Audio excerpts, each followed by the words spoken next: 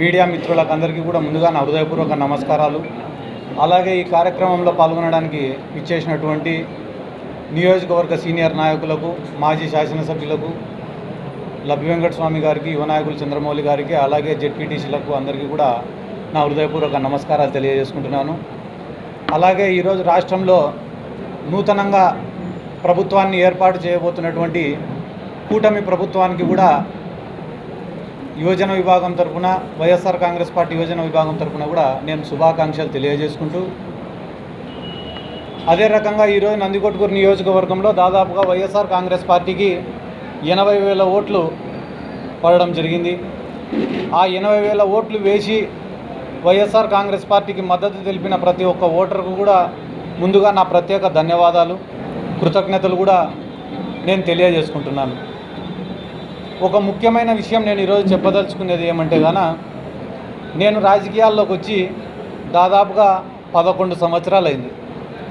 ఈ 11 సంవత్సరాలలో దాదాపుగా ఒక 5 సంవత్సరాలు ఏ పార్టీలో లేకుండా వ్యక్తిగతంగా నేను రాజకీయం చేసిన, ఆ తర్వాత ఒక 6 సంవత్సరాలు వైఎస్ఆర్ కాంగ్రెస్ పార్టీలో ఉండి నేను రాజకీయం చేసిన.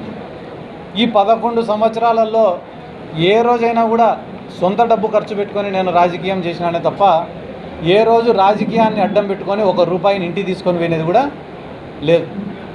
ఎందుకు నేను మీకు అందరికీ ఈ మాట చెప్తున్నానంటే, నిజాయితీగా పనిచేసినాం తప్ప ఏ రోజు కూడా రాజకీయం నుండి ఏం ఆశించి రాజకీయం చేయలే.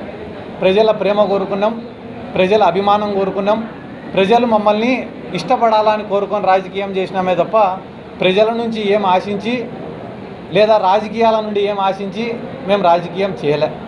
కాబట్టి రాజకీయాలలో గెలుపోటములు అనేటివి సర్వసాధారణం, సహజం. గెలిచిన రోజు పొంగిపోలేదు, ఈరోజు కుంగిపోయే ప్రసక్తి కూడా లేదు. కానీ ఈరోజు నందికొట్కూరు నియోజక ప్రజలందరికీ నేను చెప్పాలనుకునే విషయం ఏమంటే, నాకు ఈరోజు రాష్ట్రంలో ఇంత గుర్తింపు వచ్చిందంటే దానికి కారణం 3. ఒకటి నందికొట్కూరు నియోజకవర్గ ప్రజలు, ఇక్కడ ఉండేటటువంటి నాయకులు. రెండోది వైఎస్ జగన్మోహన్ రెడ్డి గారు. మూడోది వైఎస్ఆర్ కాంగ్రెస్ పార్టీ.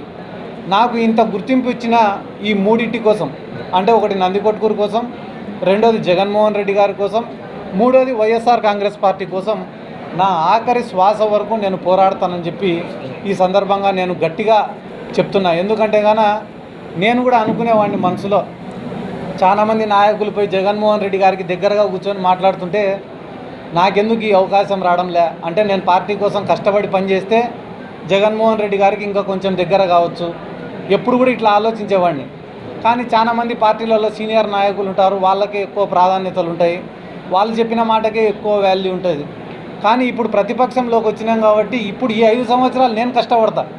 అది యువజన విభాగం తరఫున కావచ్చు, పార్టీ కోసం కావచ్చు, పార్టీ సిద్ధాంతాల కోసం కావచ్చు, పార్టీ కార్యకర్తల కోసం కావచ్చు, నా వంతుగా గడిచిన 11 ఏళ్ళు కష్టపడిన దానికన్నా రెట్టింపు కష్టపడతా.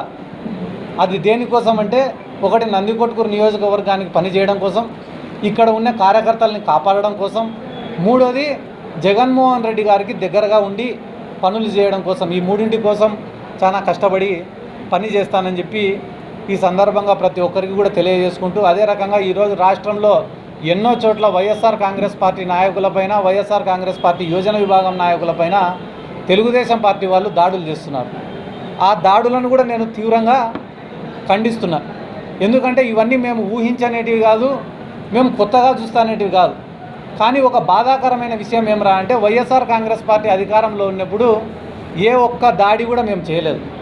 ముఖ్యంగా ఈ నందికొట్కూరు నియోజకవర్గంలో మీరే చూసుకోండి, తెలుగుదేశం పార్టీ వాళ్ళపైన అక్రమ కేసులు కానీ, తెలుగుదేశం పార్టీ వాళ్ళపైన దాడులు కానీ వైఎస్ఆర్ కాంగ్రెస్ పార్టీ ఏ రోజు కూడా చేయలే. కానీ ఈరోజు అధికారంలోకి వచ్చి రాకముందే ఇక్కడ ఉన్న ప్రజలను భయపించాలా, నాయకులను భయపియాలా, వైఎస్ఆర్ కాంగ్రెస్ పార్టీ వాళ్ళను భయపియాలా, ఇక్కడ ఉన్న వ్యాపారాలన్నీ లాక్కోవాలా, కాంట్రాక్టర్లను బెదిరించాలా, జరుగుతున్న వర్కులను ఆపాలా, ఇటువంటి ఉద్దేశాలతో కొంతమంది వ్యవహరిస్తున్నారు. కాబట్టి ఇవన్నీ కూడా మంచిది కాదు, ఆ పద్ధతి మార్చుకోవాలా. ఎందుకంటే ఒకవేళ ఇదే పునరావృతం అవుతుందని అనుకుంటే ప్రజల్లోనే తిరుగుబాటు అనేది ఖచ్చితంగా మొదలవుతుంది. ఆ రోజు వైఎస్ఆర్ కాంగ్రెస్ పార్టీ కార్యాచరణ కూడా చాలా బలంగా ఉంటుంది. ఈరోజు ముఖ్యంగా మీకు అందరికీ మరొక ముఖ్యమైన విషయం ఏమరా తెలియజేసుకునేదంటే, నా శక్తికి మించి, నాకు ఎటువంటి ప్రోటోకాల్ లేకపోయినప్పటికీ నా శక్తికి మించి కార్యకర్తల కోసం పనిచేసిన, కార్యకర్తలను ఆదుకున్న, వైఎస్ఆర్ కాంగ్రెస్ పార్టీ కోసం పనిచేసిన.